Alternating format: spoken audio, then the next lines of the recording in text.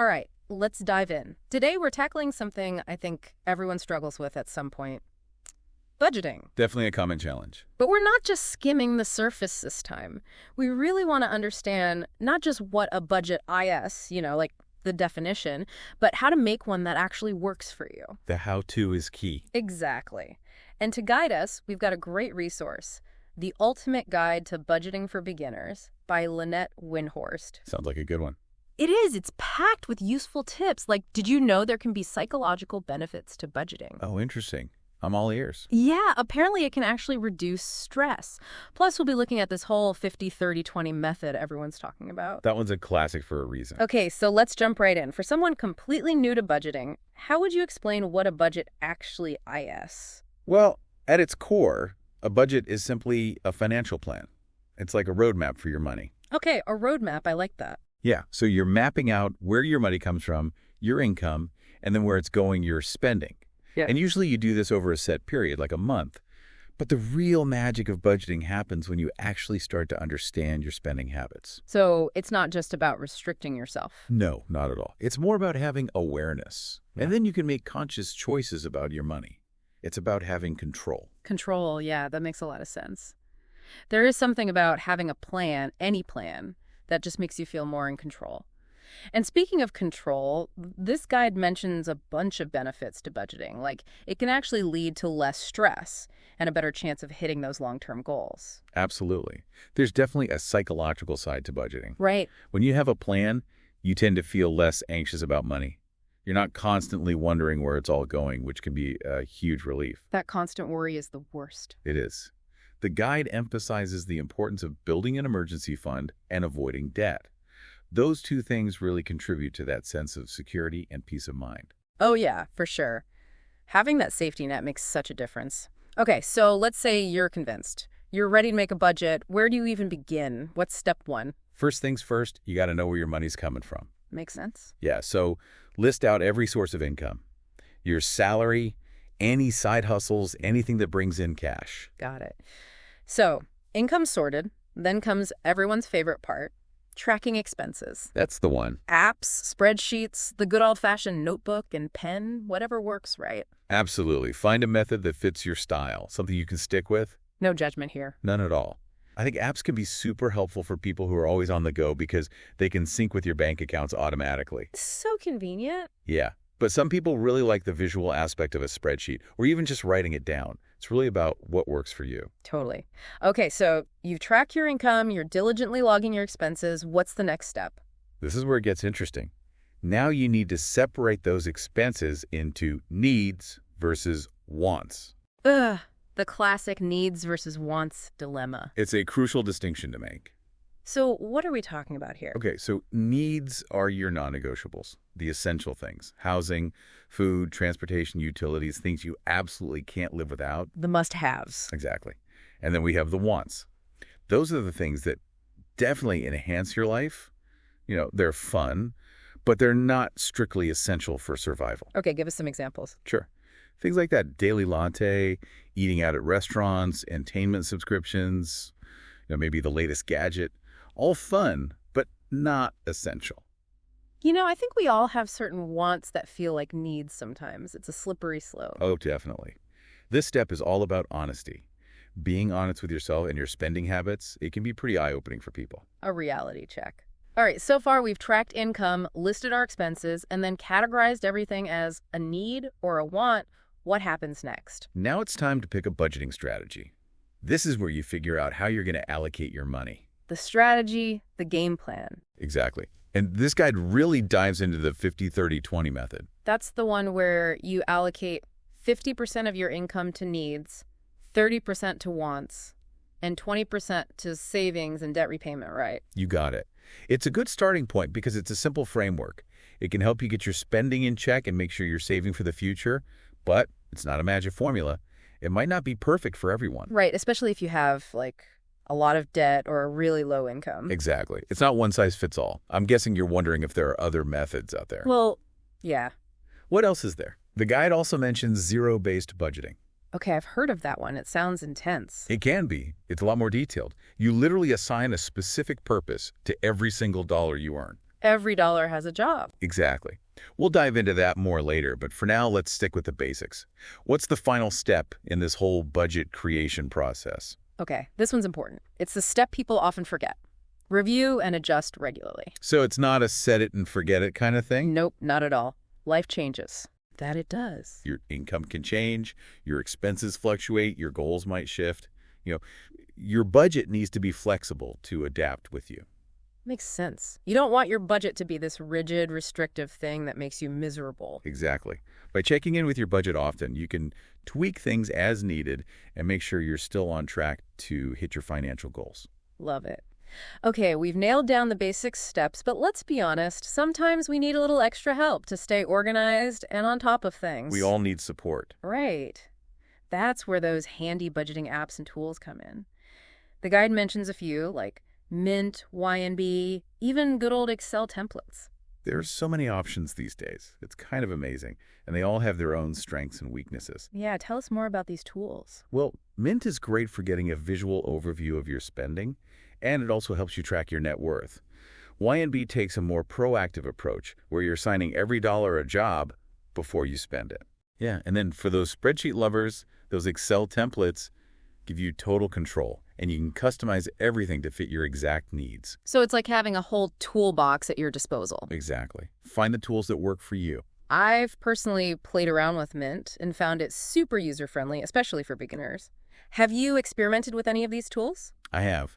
I've used a similar app. It connects all my accounts, and it even categorizes my transactions automatically. Nice. So you don't have to do all the manual work. Right. It's been awesome for understanding where my money's actually going. Yeah. I love that it creates visual graphs and charts. It makes it so much easier to spot patterns in your spending.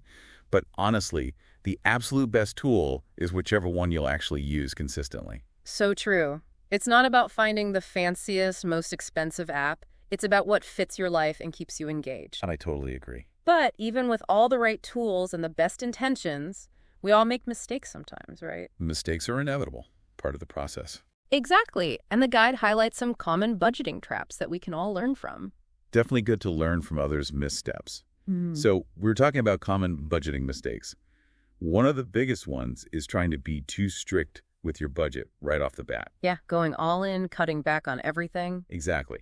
It's tempting to do, but it often backfires. Yeah. People try to cut back on all their spending at once, and it just leads to burnout, and eventually they give up completely. I've been there. It's like going on one of those crash diets. It's just not sustainable in the long run. That's a great analogy. A good budget should allow for some flexibility, some room for fun. It's about finding that balance, not making yourself miserable. So baby steps, make those gradual changes to your spending habits over time.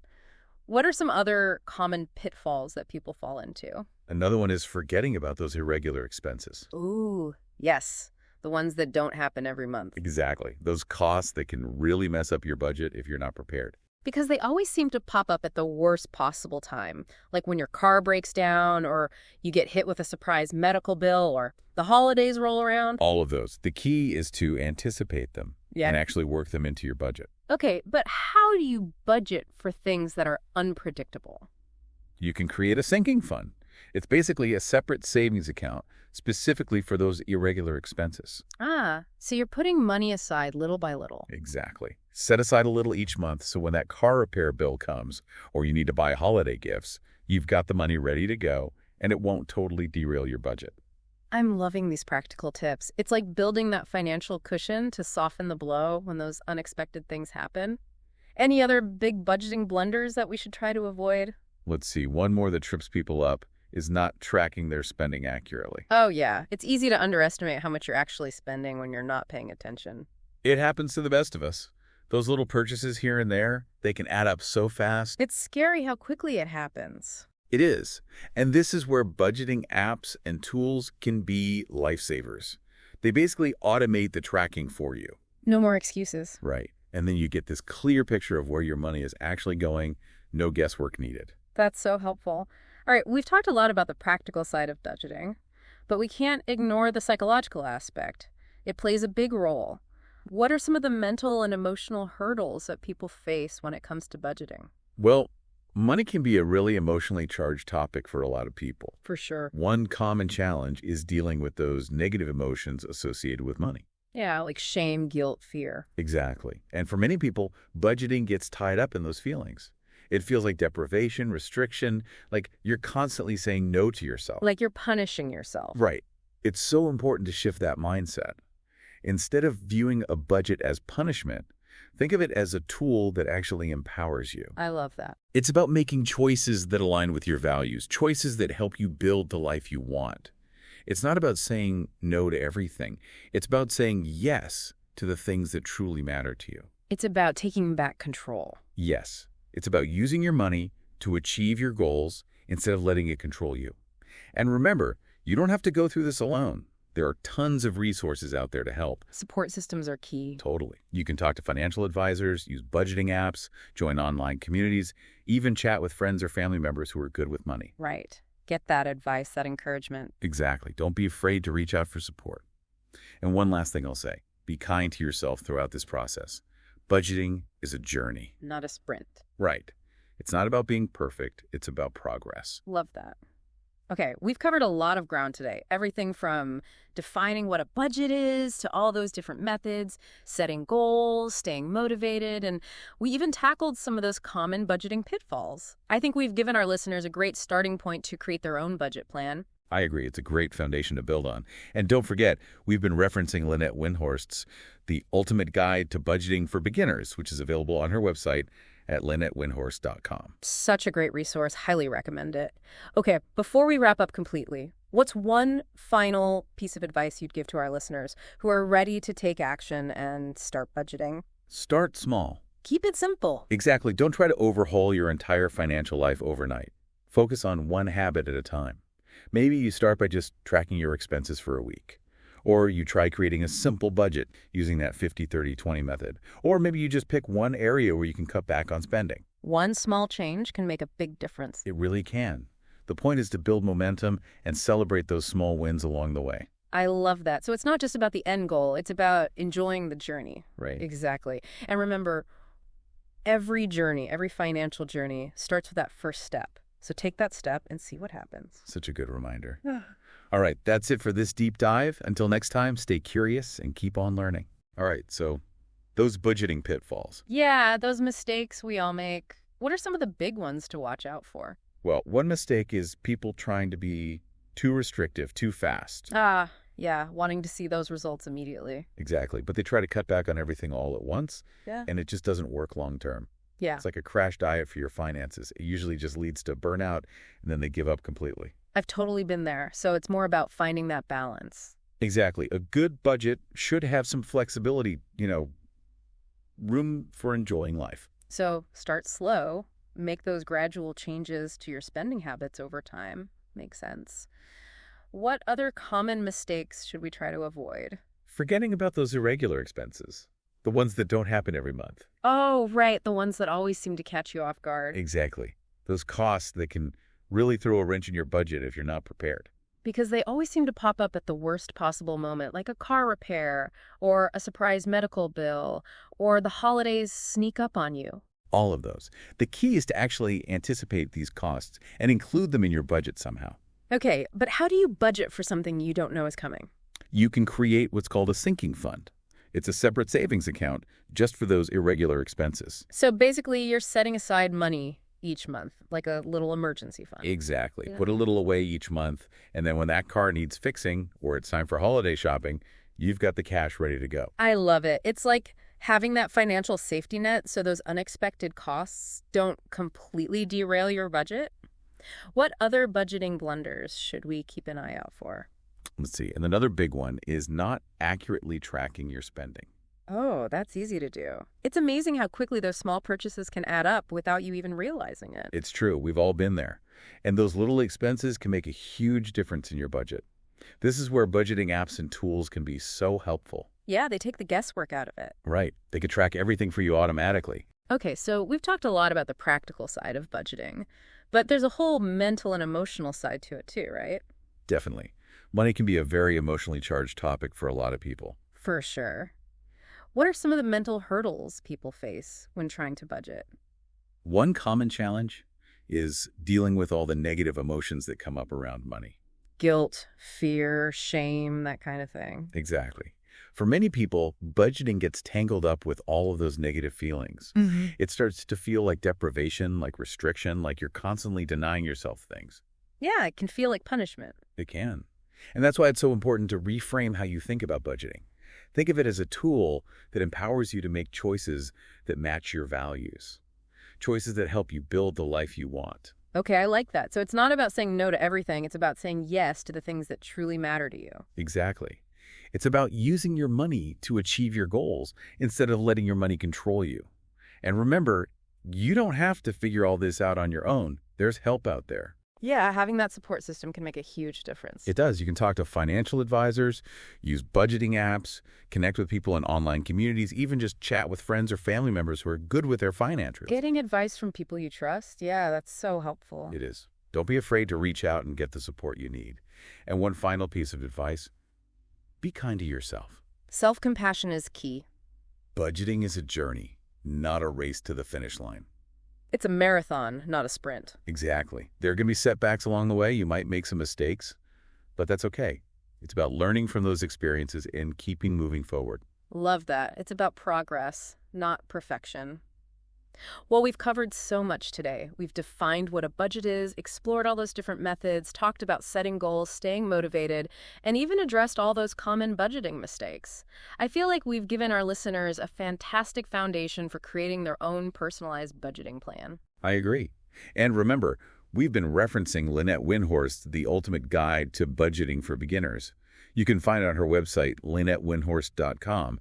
It's an excellent resource, packed with even more details on everything we've talked about today. It's a must-read. Okay, so for our listener who's ready to take action, what's one piece of advice you would give them to get started? Start small. Baby steps. Exactly. Don't try to change everything at once. Yeah? Focus on one habit at a time. Maybe it's tracking your spending for a week, or creating a simple budget using that 50-30-20 method we talked about, or even just picking one area where you can cut back a little bit. Small changes lead to big results. They do. It's all about building momentum and celebrating those little victories. Those little wins keep you going. So it's not just about the destination, it's about enjoying the journey along the way, right? Absolutely. Yeah. Remember, every journey, especially a financial journey, starts with a single step. So take that first step and see what happens. I love that. All right, that's it for this episode of The Deep Dive. Until next time, stay curious and keep on learning.